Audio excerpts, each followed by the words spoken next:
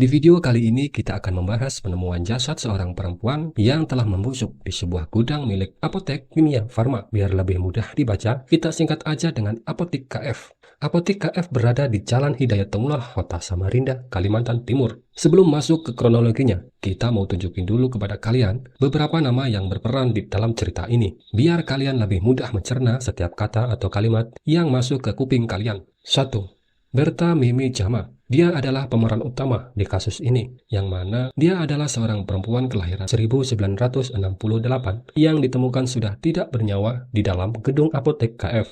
Sebenarnya ada sedikit misinformasi mengenai nama korban, karena sebagian situs mengatakan nama korban adalah Berta Mimi Jama, tapi sebagiannya lagi mengatakan kalau namanya adalah Berta Mini Jama. Jadi hanya beda M dan N. Berta punya suami yang diketahui bekerja sebagai security di sebuah mes klub bola Borneo FC. Di situs berita manapun tidak ada yang mencantumkan nama suaminya itu. 2. Dahri. Dia adalah seorang pria yang bekerja sebagai petugas kebersihan di Apotek KF. Diketahui Dahri tinggal di Jalan Pangeran Hidayatullah. 3. Tino Heidel Ampulembang. Dia adalah kuasa hukum atau pengacara dari keluarga Berta. Berta tinggal di Kelurahan Bandi Bakti, Samarinda, Kalimantan Timur. Tapi itu bukanlah tempat kelahirannya, karena Berta adalah wanita perantau dan dia berasal dari Maroson, Kura, Tanah Toraja. Berta bekerja sebagai guru SD atau ASN, aparatur sipil negara di Kementerian Agama Samarinda. Oke, sekarang kita masuk ke kronologinya. Pada tanggal 31 Januari 2024, Berta dan suaminya pergi berobat ke sebuah rumah sakit jiwa atau RSJ, yaitu Rumah Sakit Atma Husada Mahakam, Samarinda. Tidak disebutkan sakit apa, tapi sepertinya sakitnya berhubungan dengan mental, karena rumah sakitnya ajakan RSJ. Setelah itu, mereka pergi ke bagian farmasi untuk pengambilan obat. Saat menunggu obat di farmasi KF atau apotek KF, suaminya keluar sebentar untuk membeli minum, sedangkan istrinya masih di farmasi. 10 menit kemudian, suaminya datang kembali ke ruang tunggu farmasi, tapi istrinya sudah tidak ada di sana. Dia pun sontak kaget dan mencari-cari keberadaan istrinya. Namun, sudah dicari hingga beberapa jam, bahkan sampai sore hari, istrinya belum ketemu. Pencarian pun terus dilakukan sampai hari berikutnya, tapi hasilnya masih tetap zonk. Lalu, pada tanggal 2 Februari 2024, atau 2 hari setelah Berta menghilang, sang suami melaporkan kejadian itu ke kantor polisi Palaran. Dia pun menceritakan kronologinya. Karena hilangnya sudah lebih dari 24 jam, maka polisi langsung menurunkan tim untuk segera mencari keberadaan Berta. Dalam pencariannya, polisi melacak titik koordinat GPS milik HP Berta yang mengarah ke sebuah jalan Aminah Syukur. Itu adalah rute perjalanan dari RSJ ke Apotek KF. Pada tanggal 5 Februari 2024, keluarga Berta mendatangi RSJ Atma Husada Mahakam untuk memeriksa CCTV. Di hari yang sama, Polsek Palaran mengarahkan keluarga untuk melempar laporan ke Polsek Samarinda Kota karena Berta hilang di wilayah administrasi Polsek Samarinda. 2 hari berikutnya, yaitu pada tanggal 7 Februari 2024, keluarga korban melapor ke Polsek Samarinda Kota. Pencarian terus dilakukan tapi belum menemukan titik terang. Sampai akhirnya, tanggal 12 Februari 2024, keluarga menanyakan ke Polsek lagi.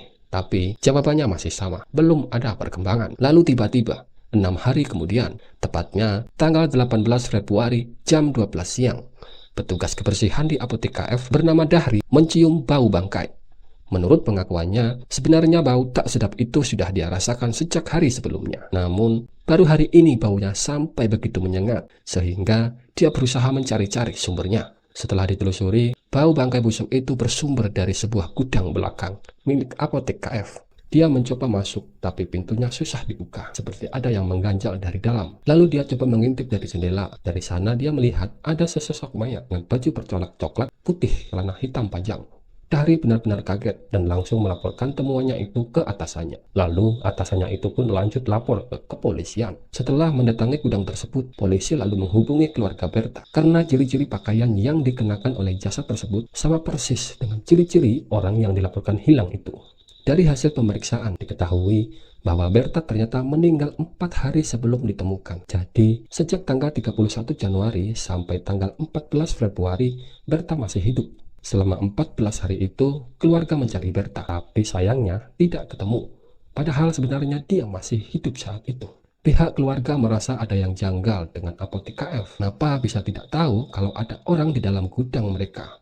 Masak iya, selama 14 hari tidak ada satu karyawan pun yang mengecek gudangnya. Tambah lagi, apotek tersebut punya petugas kebersihan. Kenapa bisa tidak ada yang tahu? Dikutip dari situs kilat.com, ada salah satu cuitan di X yang dulunya Twitter oleh salah satu username Rakjbela menuliskan alasan mengapa apotek KF tidak mengecek gudang tersebut karena gudang tersebut bukanlah gudang obat yang setiap hari dicek. Gudang tersebut hanyalah gudang bekas dokumen yang jarang diperiksa, termasuk pegawai bahkan petugas kebersihan sekalipun. Jadi gudang itu baru digunakan kalau mau cari dokumen penting atau dokumen lama. Karena merasa ada yang aneh, pihak keluarga meminta agar korban diotopsi untuk mencari tahu apa penyebab kematian Berta. 14 hari kemudian, tepatnya pada tanggal 6 Maret 2024, hasil otopsinya keluar. Menurut kuasa hukum keluarga Berta, Tino Heidel Ampulembang, dari hasil otopsi tidak ditemukan tanda-tanda kekerasan dan meninggal hanya karena lemas. Di tengah kasus besar sedang menimpa apotek KF, tiba-tiba pimpinan di apotek tersebut diganti. Kok bisa? Kenapa kasus sedang berjalan, pimpinannya malah diganti? Menurut informasi yang kami dapatkan, pimpinan sebelumnya itu bernama Budi. Tetapi saat ini setelah jasad Berta ditemukan, pimpinannya diganti dengan seseorang bernama Ilham. Namun menurut keterangan pihak apotek, pimpinan sebelumnya yang bernama Budi sudah pindah tugas ke Pulau Jawa, sehingga semua tanggung jawab dilimpahkan ke pimpinan yang baru, termasuk kasus penemuan jasad di gudang apotek KF. Sementara itu, pimpinan baru tersebut ketika ditanya, dia nggak tahu apa-apa. Soalnya kan dia baru aja masuk. Pihak keluarga merasa curiga dengan pergantian pimpinan itu. Kenapa diganti saat ada mayat ditemukan di gudang mereka?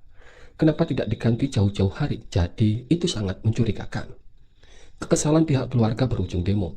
Keluarga korban merasa tidak puas dengan bukti yang diserahkan oleh pihak apotek dan merasa kalau apotek tersebut ada usaha untuk menutup-nutupi kebenaran dari kasus ini. Akhirnya, keluarga memilih untuk demo di depan apotek KF tersebut pada hari Jumat 15 Maret sampai dengan hari Sabtu 16 Maret. Musibah ini menarik simpati dari puluhan warga dan memilih ikut berdemo bersama keluarga korban. Dalam orasinya, mereka menuntut agar apotek KF menunjukkan bukti CCTV rekaman yang dicurigai telah dihapus oleh pihak apotek sebelum diserahkan ke pihak kepolisian.